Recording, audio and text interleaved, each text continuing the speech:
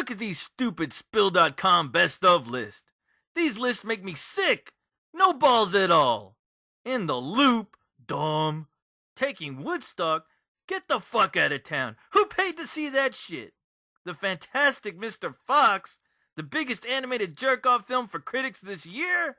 What movie did I see? The boring hipster Mr. Fox? Fuck! They must have had the goddamn Hypnotoad edition playing for their dumbasses. Here's something you forgot to add to your list! Now here is a list for the ages. A list of legends. A list for kings and gods like Crom. This is the co-host 3000's kick-ass list of kick-ass films 2009! Whoa! It's Red Dawn all over again! Wolverines! Woo! I swear, some film critics need to just go back to film school and lock themselves up in a broom closet and just don't bother anybody with their retarded list. Now let's get the action rolling with my top 11 films. Yes, I said 11, only because I didn't want to exclude one of my favorite films, so I said, screw it, it's my list, it's going to be 11, because my list is special, and not yours, and most blokes have lists only going to 10, but I like that extra push over the cliff into awesomeness. There you have it. Let's have everyone grab a beer, calm down, and shut up. Sweet. Now are you ready, people? Starting at 11, number 11, is Lars Van Trier's Antichrist. This is starring William Dafoe in his most disturbing, beautifully shot film ever. You'll get all kinds of gorgeous fucked up scenes like dead fawns hanging from rears, up in your face intercourse, ball crushing, a penis ejaculating blood, vagina trimming, and a fox who says, "Chaos reigns." Wow. This Fox acted circles around the fantastic Mr. Fox, and I hope he gets more gigs down the road. This film, by the way, is not a family film, even though the subject matter deals with a family. How crazy is that? Moving on up to number 10, we have Crank 2, Up the Wazoo. I made that last part up. Yeah, you get to see Jason Statham kick plenty of ass, but in what other film can you see Amy Smart getting banged really hard on a racetrack with a giant horsecock flying right over her head? Nowhere. That's where Goo Googly Goo. And on top of that, you get a kick-ass soundtrack by the music god himself, Mr. Mike Patton. Talk about some adrenaline for your ass. At number 9, it's the return of Sam Raimi, who tried to get the bad taste of Spider-Man 3 out of his mouth with Drag Me to Hell. That son of a bitch, Avi Arad, tried his best to swallow Sam's soul, and Sam told him, "Swallow this," and made a real haunted house film that I enjoyed more than Paranormal Activity. This film had hints of old school Sam Raimi along with a kick-ass talking goat. Wow, he reminds me of somebody I know. Anyway. Oh, and you also learn a very important lesson. Don't fuck with old gypsies. Unless you're Borat. Checkui. Moving on to number 8. Now hold on to your blue balls for this one, kids. It's Watchmen. Yeah, who said what the fuck? I loved it. Fuck you. Never compromise. Even when making a list, I always say, you didn't like it? Put a blue penis in your mouth, then bore me to death telling me why. Moving on! Now here's a film which I consider to be a underdog film that completely got screwed over by the Hollywood powers that be. Oh, and thank you very much, Saw Films. And that film is, at number 7, Trick or Treat. This has to be one of the coolest Halloween anthology films I've seen, and I think it's the only one out there too. There's some great performances by Dylan Baker and Brian Cox. The movie just captures the atmosphere of Halloween more so than Rob Zombie's Halloween films ever could. And no kid is safe in this film. Not even Jerry's kids. Oh yeah, and Sookie, Anna Paquin, looks damn hot dressed up as Little Red Riding Hood. I can hear her say, "Oh, Ghost, what a big spark plug you have." And I would say, "The bigger two..." Never mind, that joke is really stupid, and we have no time to waste here. We got to keep this list train moving. It's that woo woo woo woo. Jeebus Christ on a stick. Can this train move any faster? All right, I'm going to try. I'm going to get us out of here. Don't you worry, kids. All right, next, number 6, we have Zombieland. Real kick-ass zombie road trip movie. And it by far has the greatest cameo in the history of cameos and in the history of film ever. And I will not spoil it for you. You have to see the movie for yourself. And yeah, Woody Harrelson is pretty kick-ass in the movie as well. Also, there is a fucking hot Mila Kunis lookalike chick by the name of Emma Stone, and oh boy, would I like to double tap that ass. Why isn't that one of the rules in the film? I don't know. I didn't write it. I didn't direct it. I can't tell you why. Anyway, moving on to number 1. And what year can go by without a reboot of an old-ass TV show or movie franchise? Definitely not 2009. Why, 2009 brought us one hell of a kick-ass reboot that reintroduced us to old fan-favorite characters that allowed us to discover a whole new interesting layer to their story, as well as paying homage to the original series without being a slave to it. The film I'm speaking about is, of course, not the Brady's Triple X, Pussy Power, directed by Will Ryder, and, Star Trek, directed by J.J. Abrams. Yes, people, we have a tie for number 5, only because a top 12 would make no goddamn sense, and that's just how I roll. Both films are rich in character development, as well as story, with plenty of scenes that make you scream, "Fuck yeah!"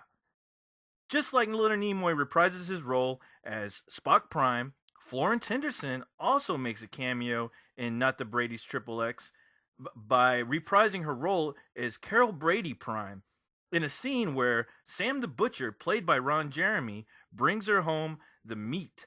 Not really, but it would have been really cool if that happened, eh?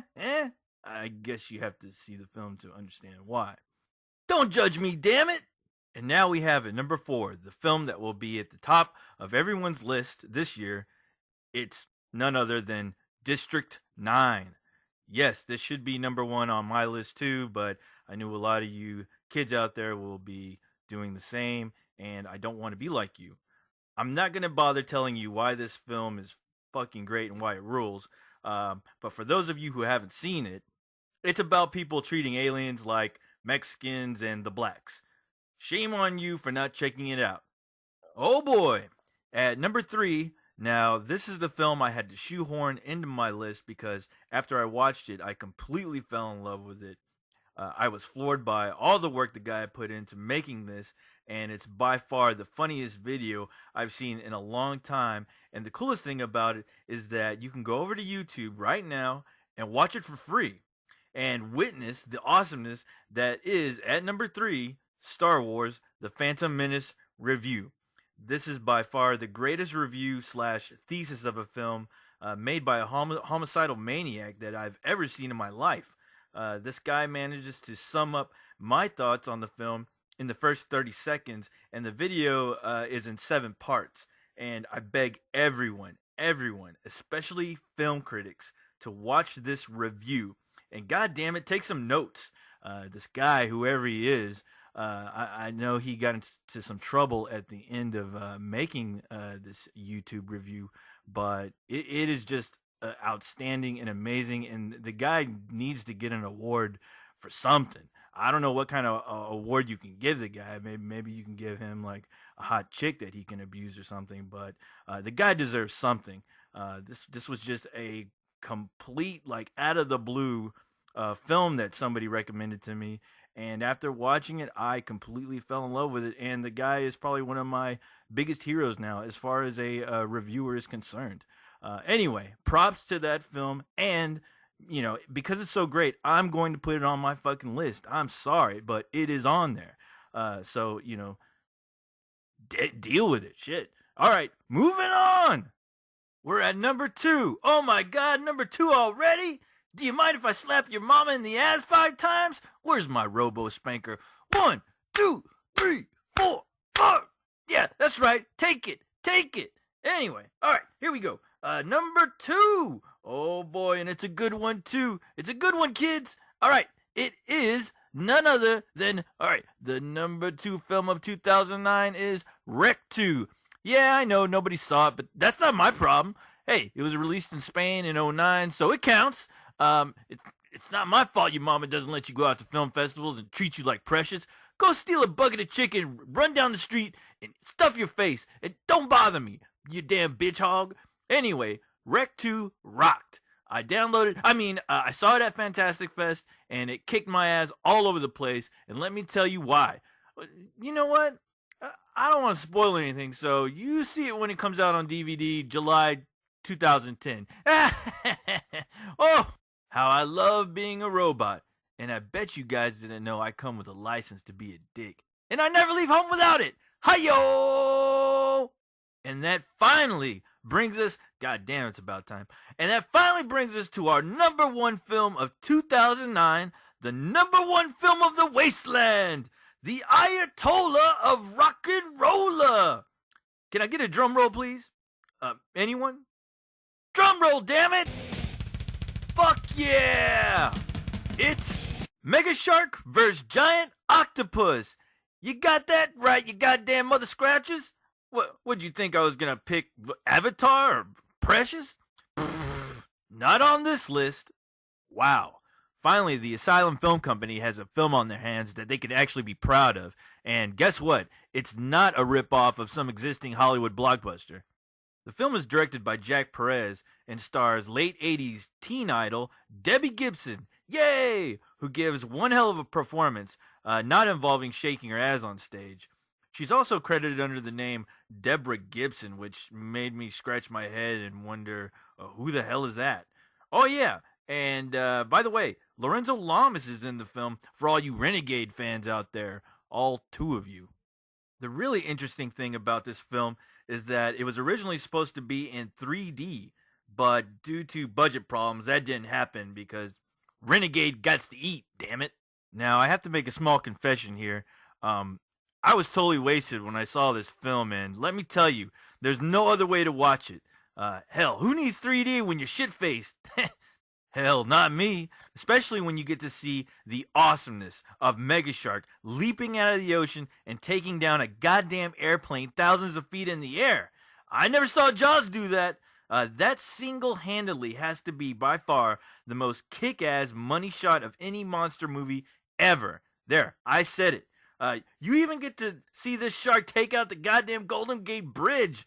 McBridge! Chomp! Did I also mention that there's a giant octopus in the film that manages to bitch slap a jet fighter out of the air? Wow. How crazy can you get? But despite all the giant monster mayhem shenanigans, I have to give credit where credit is due.